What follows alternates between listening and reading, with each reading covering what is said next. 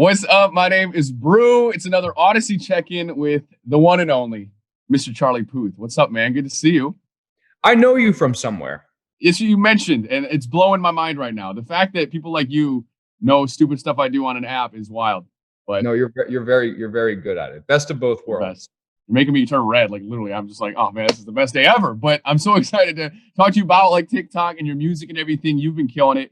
We got to talk to you when Light Switch came out, but this is more of a broad check-in. The album, like it's done, right? Here's the thing.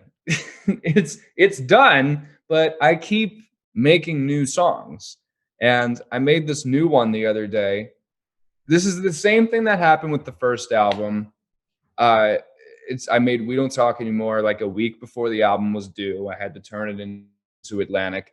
They always get so mad at me, but then they love the music. So I'm excited for everybody to hear the whole album together.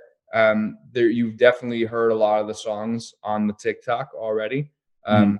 but I'm excited for people to hear the songs that I haven't put on the internet as well. Yeah, be like a extra bonus. And what can you tell us as like a whole about this album?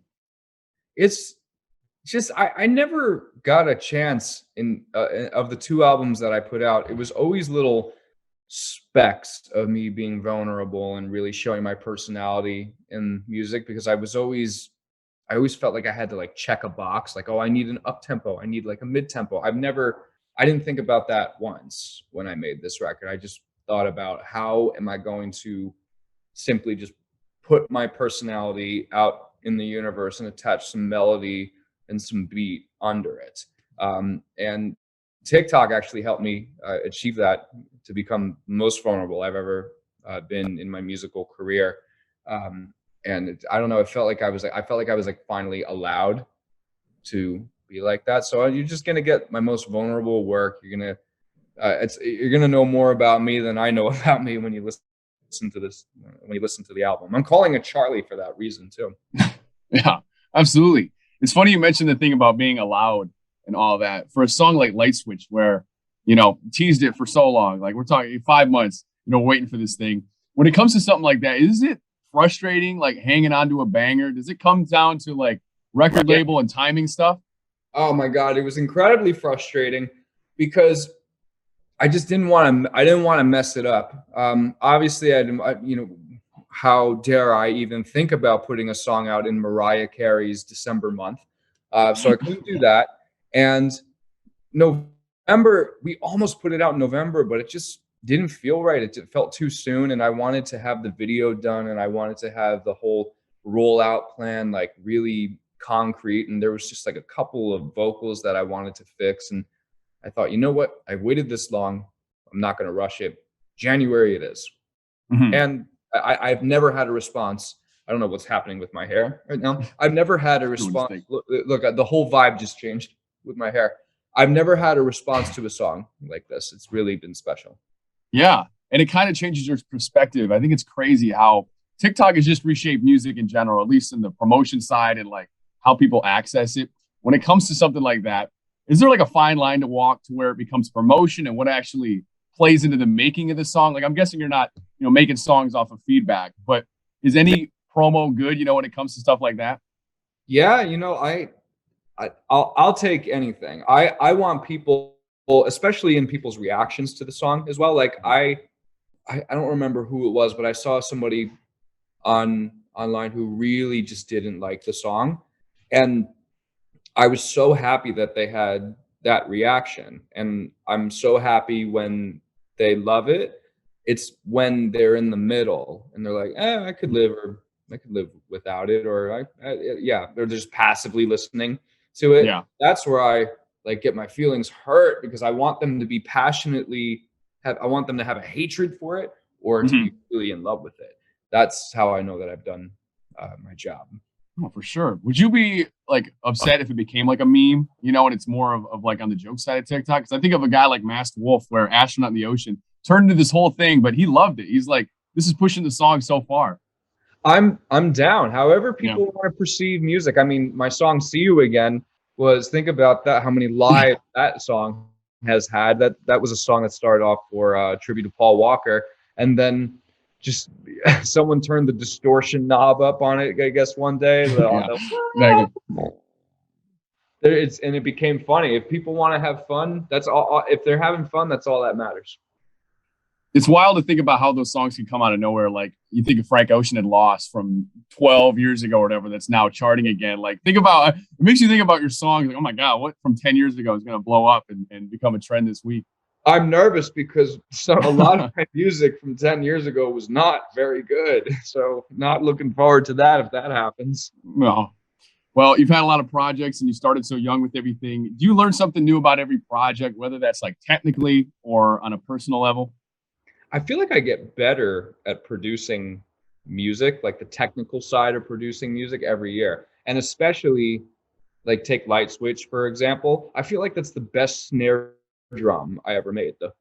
It's just, it's not like a cheesy like dubstep drum, and it's not like a Lin drum, like regular whatever, everybody uses that. It's this weird hybrid that I found on this old drum machine, this old MPC, and just got so, without going into too much technicalities, because I'm not sure how many people care about that stuff, but I don't know, I'm becoming a better mixer, which makes me a better songwriter. I'm becoming a better singer. I had my tonsils taken out, so my voice is a little bit wider than the music that I used to put out. It's all, I feel like there's something to learn every year. No, it's so good because like everyone talks about like, I've matured or I've developed so much mentally and stuff. No one really talks about the technical side. We're like, yeah, I'm just, I practice and I'm better at it, and the songs sonically sound better. So it's so cool. Yeah. Does TikTok seem like the new like SoundCloud of our age, where it's like the new place to discover music? I think so. And but what I have to, and a lot of artists reach out to me and they ask me like how they should promote their music, because that's all I'm essentially doing is promoting my album and music to come, but I'm also having fun with it at the same time. And I tell them all the same thing. It's like there's going to be 1,000 more TikToks in our lifetime. There's going to be it's the latest and greatest thing right now, but one day there will be something else, just like there was MySpace in 2007. There's just focus on making great music. That's the one thing that's never gonna go out of trend. It's great music that stands test of time. Absolutely. We'll talk about the latest and greatest. I'm so curious to hear, like, you remember what's the last thing you bought that has like the best impact on your life, that like surprised you? Ooh. Then they come to mind. I bought a shower speaker the other day. I use it every single day. It changed my life. I'm sure you got to make sure that thing doesn't have a camera built into it. Where did you get that thing?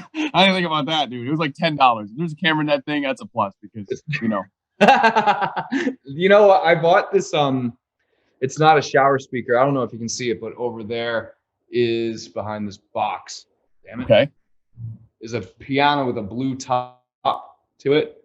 And I thought to myself, I've never seen a piano with a blue top to it before. And I kind of came up with the chords to Light Switch on that piano because it felt very 70s electro. Yeah. I'm not synesthetic, but I get excited by colors and different fabrics and whatnot. So or maybe I just got excited that I had a new piano. Yeah, it inspires you to getting some new stuff. That's so true. Yeah. Does that stuff help when you get like a funk or anything? Like, what do you do to get the creative juices flowing when you feel like you're hitting a little bit of a wall? Ooh, I talk to people. I have conversations with people, because someone was writing me this morning. They're going through a rough breakup, and I'm listening to them talk, and I'm, consoling them, like making them feel a lot better. And they even said they felt a lot better at the end of it. But I'm looking back at all the messages. I'm like, song title. There's a song title. There's an album name. There's a band name. Like, people are inadvertently, when they just open up and don't think about making a song, they come up with the coolest song titles and like think weird different ways to say things. So if I'm stuck, I'll just call up and one of my friends and just FaceTime and just bullshit for like an hour, and by the end I'll just be so like reinvigorated. That's the same for everything though. Knock something loose for sure. Yeah. That's so nice someone's reaching out about their breakup too. You're a good relationship advice kind of guy. I think a lot of people, I'm everybody's therapist in a way. Who's that for you? Who's like someone who can give you advice on everything, like music, life, all the above? My mom. Yeah. Moms are the best for that stuff, and I still play my mom everything, every song. But I played her "Stay," the Kid Laroi Justin Bieber record before it came out. I play her everything. She's like my true and tried A&R. It's amazing. Moms know best. Everyone knows that. You can't go wrong when it comes to that thing. All right. So besides promotion, like for the album or Light Switch, if you could have a giant billboard right in LA here or anywhere you want, what would you put on that billboard? Maybe it's like advice to the world. Ooh, I'm getting deep. I would in Times New Roman, a really ironic font and maybe like some clip art picture of me, and it says, "Don't take yourself too seriously," because the moment you start to take yourself too seriously, and for example, if you're making music and the music's only for you, and you don't want to share, you want like the message to be like very broad, and I don't know. To me, that's like kind of a lose-lose, because you want people to perceive your lyrics in a different way, and it'll help reach the song to new heights and get it to ears that maybe haven't listened to you before. But I don't know. Maybe then again, people will just make music just for themselves. So I don't even know if that's correct, but that's a lot of words to put on a billboard. No, it's like all of that in Times New Roman. All of that on a what? So many crashes. People trying to zoom in on it. It's hilarious. Police are. Well, I love that though. That's such a good piece of advice. Don't take things too serious. And TikTok's the place where nothing's really serious. Yeah. But for things on there that make you cringe, maybe is there any trend or something you saw that you're like, oh, okay, that's not it. Like that. That's making me cringe. I can't stand the like when the person knows, like when a guy knows that like they're like a good looking, like you're a good looking guy, for example, and if you like went up on the camera and you're just like, I can't even do it, just like you did like the forced sexy face, and there's these things like guys getting out of an elevator that I just, oh my god, and they're like, they catch the girl's eye, they're like, it's like it makes me want to throw up. I can't stand that shit, man. So cringy. You got to think about the people around them, like seeing this go down. You go, oh man, you're right. To see it in person, like on TikTok's worse enough, but to see it go down. Maybe, bro, maybe somebody, maybe we're not the audience for that, but maybe someone out there likes that.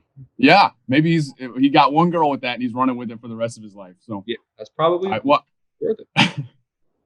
Absolutely. I love that we have this TikTok connection. I don't know how spontaneous you're feeling, but maybe you've seen the thing I do where I get random words and throw it on the radio. I would love to get one from Charlie Puth himself. Do you have anything in mind? Oh, a random word that you could, okay. Can't really swear, but No. I'm trying to think of I'm going through all the lyrics in Light Switch right now. Maybe, has anyone used the word hypnotized? No, they have not, but it's going to happen. So. It's going to happen. You turn me on like a light switch when you're moving your body around and around. Now I don't want to fight this. You know how to just make me want you. Turn me on like a light switch when you're moving your body around and around. You got me in a tight grip. You know how to just make me want you, baby. Come on and show me how you do. Let's do it. Well, I appreciate you so much. I'll keep an eye out for the next song that's getting produced on the app. Love everything you're doing. I can't wait for the album. Thanks so much for the time today. Thanks, man. I'm going to follow you back right now. Oh, you're the best. Appreciate you so much. And hopefully we can do this in person. Like, I'm obviously based in LA. So, I mean, once, things calm down a little bit, love to have you at the studio here. So, yeah, man, that'll be I think that day's coming soon. Yeah, we're getting there. All right, Charlie. Appreciate it so much.